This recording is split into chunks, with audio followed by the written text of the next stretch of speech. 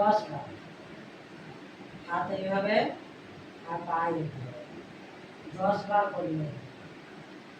আমি এটা বয়স্ক মানুষদের জন্য, যারা বেডের মধ্যে বসে থাকেন তাদের জন্যও আমি এটা করছি, যে তারাও দেখে যেন মানে মানে ভাবতে পারে যে হ্যাঁ আমাদেরও একটু করা দরকার, কী করা করলে শরীরের জন্য খুব উপকার।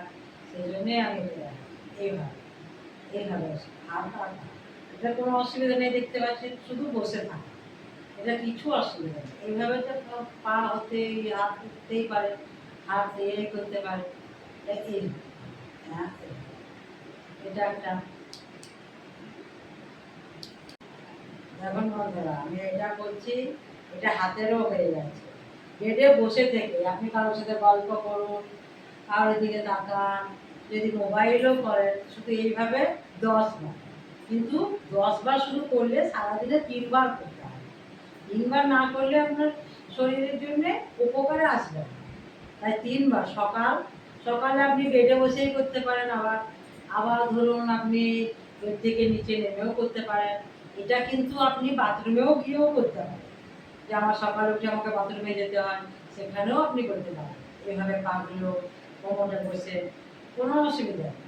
তো এইগুলোই ছোট ছোট জিনিস, সবাই জানে, আমি জানি এগুলো সবাই জানে, কিন্তু আমি চাই যে এগুলো আপনাদেরকে মনে করে দিই, যে আপনারা তো সারাদিনে ইউটিউব দেখেন, সেই ইউটিউবে যেন যে হ্যাঁ এইগুলো করছে, এই মেয়ে আমার করছে, তো আমরাও একটু চেষ্টা করি।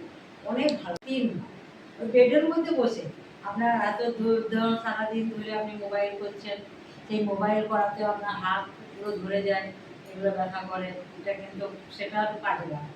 আর পা পা ধরুন এই গোড়া এগুলো ব্যথা করে, এগুলো এইভাবে যদি এক্সারসাইজটা করেন আপনার এইখান থেকে এই পর্যন্ত একদম পুরো এক্সারসাইজ হয়ে যাচ্ছে। তো আপনি এইভাবে করুন, 10 দিন করুন, 3 বার করে দেখুন আপনি ঠিক পাবেন। এটাই আমার বলা। চেষ্টা করুন এবং আমার চ্যানেলটাকে সাবস্ক্রাইব করে পাশে থাকুন। আপনাদের কাছে নোটিফিকেশান পৌঁছে গেলে আপনারা জানেন যে হ্যাঁ আমাকে এটা করতে হবে। সেই জন্যই আমি আপনাদের কাছে এটা তুলে ধরছি। তাই আমি আজ আরেকটা ব্যায়াম শেয়ার করছি, যেটা হলো ধরুন 50-এর ওপরে হলে হাঁটুর প্রবলেম হয়, তো যারা পুরো ব্যায়াম করতে পারবেন না তাদের জন্যে আমি এটা দেখাচ্ছি। একটুখানি এইভাবে এইভাবে টাচ করার চেষ্টা করুন। টাচ না হোক, সবারই যে টাচ হতে হবে সেটা নয়, কিন্তু টাচ করার চেষ্টা করুন। চেষ্টা করে এই যে আপনার ব্যায়াম হচ্ছেন আপনি, কিন্তু আপনার পায়ের শিরা থেকে মাথার শিরা পর্যন্ত আপনার কাজ হচ্ছে, কোমর কাজ হচ্ছে। এইভাবে যতটা যাবে, যে আপনি বলবেন যে না আমি তো পাচ্ছি না, আমি পারবো না, আমি করবো না, সেরকম কিন্তু না। যতটা যায় আপনার যদি এই পর্যন্তই আসে পা হাত, তো ঠিক আছে। আপনাকে যে ধরতে হবে এইভাবে সেটা নয়, এইভাবে আপনি চেষ্টা করুন। এবং এটা 5 মিনিট যদি এইভাবে থাকতে পারেন তাহলে তো খুবই ভালো হয়। আপনার গলার শিরা থেকে কোমরের থেকে একদম পায়ের শিরার এই পর্যন্ত আপনার কাজ হবে। এইভাবে হাড়ে ব্যথা তাদের জন্য এই ব্যায়ামটা খুবই দরকার, খুবই উপকারী। তো আমি করে ফল পেয়েছি, সেই জন্যই আমি আপনাদের সাথে শেয়ার করছি। তো আপনারা একবার করে দেখুন। আমি যে বেডে বসে দেখুন, আমি তো বেডেই বসে আছি, আমি যে নিচে বসতে হচ্ছে ব্যায়াম করার জন্যে, আলাদা ড্রেস করতে হচ্ছে, কি লাফাঝাফা করতে হচ্ছে, কিচ্ছু না। আপনার যতটা যায়, আপনার যদি এইভাবেও যায়, এইভাবে যদি আপনার হাত নাও আপনি পানি খান, আচ্ছা ঠিক আছে, এইভাবেই করুন।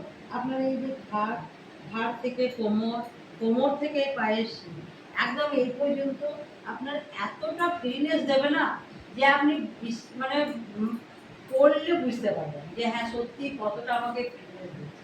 তো তাই বন্ধুরা, এটা একবার সারাদিনে 3 বার এই এই যেহেতু কোনো কষ্ট নেই, কোনো চাপের নয়, বেডে বসে এইগুলো কিন্তু সারাদিনে 3 বার করতে হবে। এইগুলো একবারের কাজে হবে না যে আমি সারাদিনে একবার করলাম। কারণ আমরা তো বাড়িতে যারা বসে থাকছে সবসময় বেডের মধ্যে আছেন, তাদেরকে কিন্তু কোনো অসুবিধা নেই।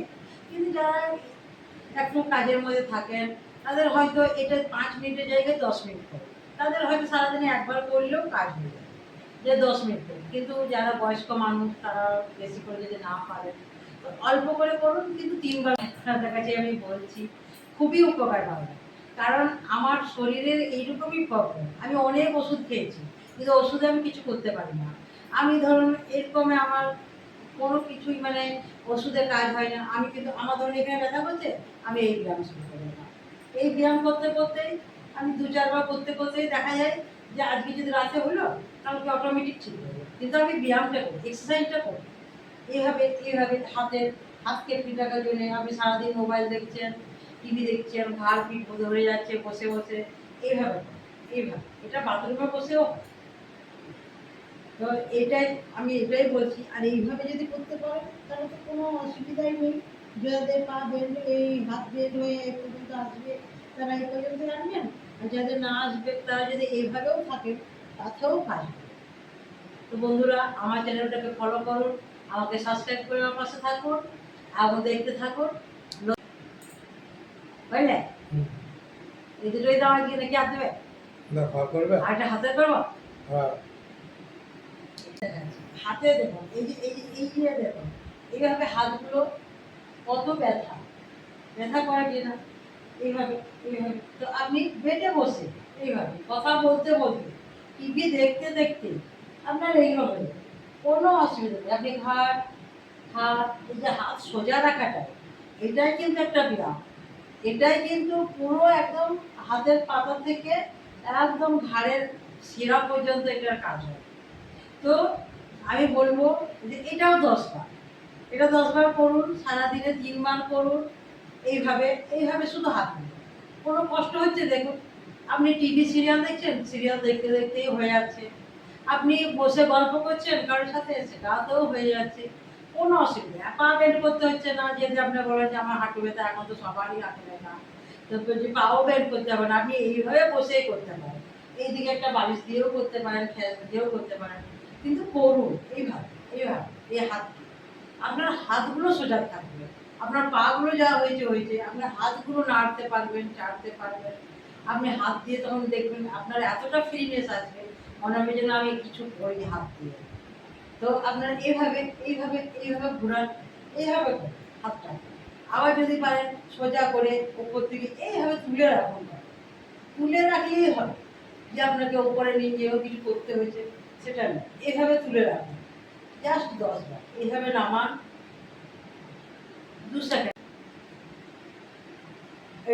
এটাও 10 বার, যে যাই করবেন 10 বার।